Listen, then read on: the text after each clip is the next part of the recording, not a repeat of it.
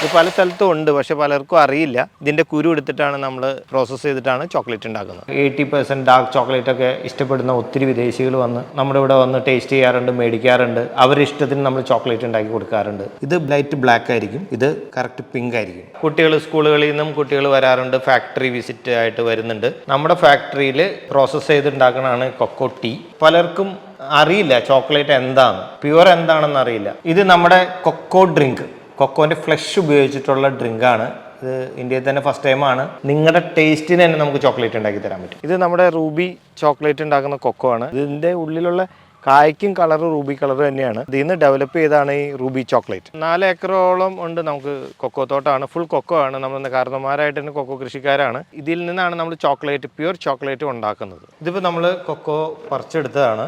ഇതാണ് റൂബി ചോക്ലേറ്റിൽ ഉപയോഗിക്കുന്ന കൊക്കോ. അതിൻ്റെ ബീനാണത്, കൊക്കോ ബീൻ.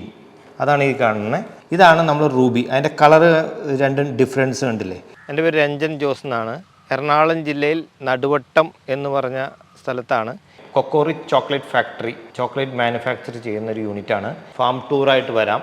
ഇതുപോലെ ചോക്ലേറ്റുകൾ എക്സ്പെരിമെൻ്റ് ചെയ്യാം. നിങ്ങൾക്ക് ആവശ്യമുള്ളവർക്ക് മേടിക്കാം.